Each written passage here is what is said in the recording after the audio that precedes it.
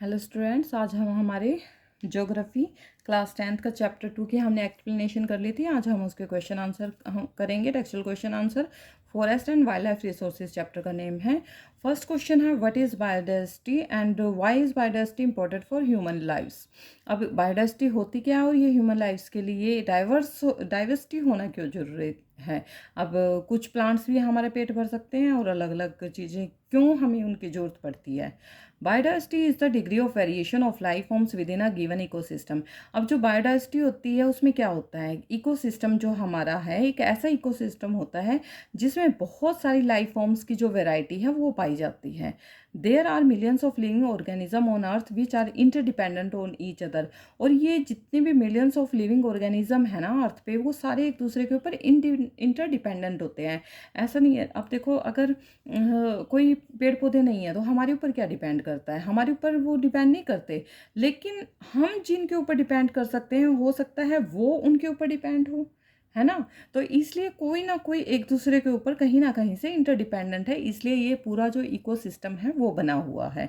For example, the plants animals and micro organisms recreate the quality of air we breathe, the water we drink and the soil that produces our food without which we can not survive. इन सभी, अब air है, air जो हम सांस लेते हैं, oxygen लेते हैं, कार्बन डाइऑक्साइड छोड़ते हैं। तो जो प्लांट्स हैं वो क्या करते हैं, कार्बन डाइऑक्साइड लेते हैं और ऑक्सीजन छोड़ते हैं, जिससे क्या बना हुआ है, इकोसिस्टम बना हुआ है। ठीक है, ऐसे ही फूड के लिए और वाटर के लिए भी है, सॉइल के लिए भी है। How have human activities affected the depletion of flora and fauna, explain.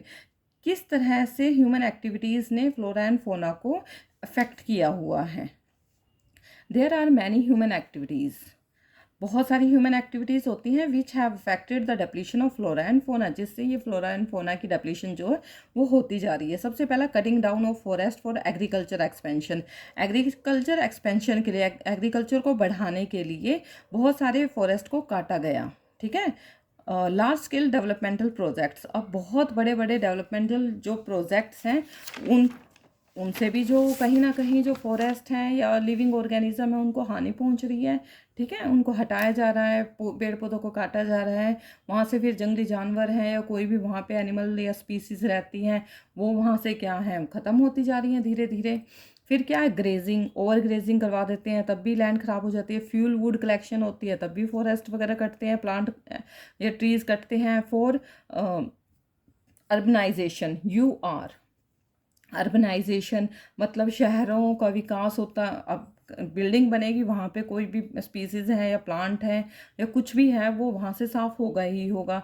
तो अर्बनाइजेशन, अब बहुत सारी जो खाली स्पेस था पहले वहाँ बहुत हरे भरे पौधे, पेड़ पौधे थे, वो सारे कटे, चाहे वो 10 कटे हों चाहे 1000 कटे हों, कटे हैं।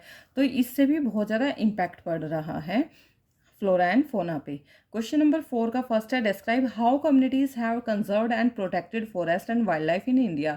अब कुछ कम्युनिटीज़ को जो कंजर्व की गई हैं, प्रोटेक्ट की गई हैं forest and wild life in India में, उनको डिस्क्राइब करना है। In India many traditional communities still live in forest, बहुत सारी कम्युनिटी ऐसी हैं जो फॉरेस्ट में रहती हैं अभी भी। They depend on for their livelihood, वे किस लिए डिपेंड है, अपनी लाइवलीहुड के लिए फॉरेस्ट के ऊपर।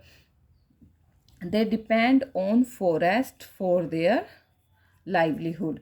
The government also helps them to conserve forest. अब गवर्नमेंट जो है उनकी हेल्प भी कर रही है कंजर्व होने में, फॉरेस्ट को कंजर्व करने में। Such as in Sariska tiger reserve है, वहाँ पे Rajasthan villagers fought against mining activities के लिए उन्होंने लड़ाइयाँ लड़ी। In sanctuary hunting is not allowed and outside encroachment unprohibited है सेंचुरी में। इन हिमालयन, ये भी कहाँ है, राजस्थान में है। इन हिमालयन रीजन में क्या है, द फेमस चिपको मूवमेंट हुआ था, किसके लिए, डिफॉरेस्टेशन को स्टॉप करने के लिए। तो ऐसे अगर आप पॉइंट में लिखोगे ना, पॉइंट में सारी चीज़ें लिखोगे तो उसके अलग ही मार्क्स आपको मिलेंगे। इससे पता भी चल जाता है एग्जामिनर को कि इस बच्चे को आता है या नहीं आता है। अगर आता है तभी वो पॉइंट्स में लिख रहा है अच्छे से एक्सप्लेन करके। ठीक है, उसके बाद नेक्स्ट है question, write a note on good practices towards conserving forest and wildlife. अब नोट लिखना है गुड प्रैक्टिसेस के ऊपर। Answer, in 1972 the Indian wildlife act was implemented. 1972 में इंडियन वाइल्ड लाइफ जो एक्ट है वो इम्प्लीमेंट किया गया था। It is a law to protect specific habitats, कुछ हैबिटेट्स को, स्पेसिफिक हैबिटेट्स को प्रोटेक्ट करने के लिए। In this law there is a list of wildlife species that had to be protected. उसमें एक लिस्ट थी वाइल्ड लाइफ स्पीसीज की जिनको प्रोटेक्ट किया जाना है।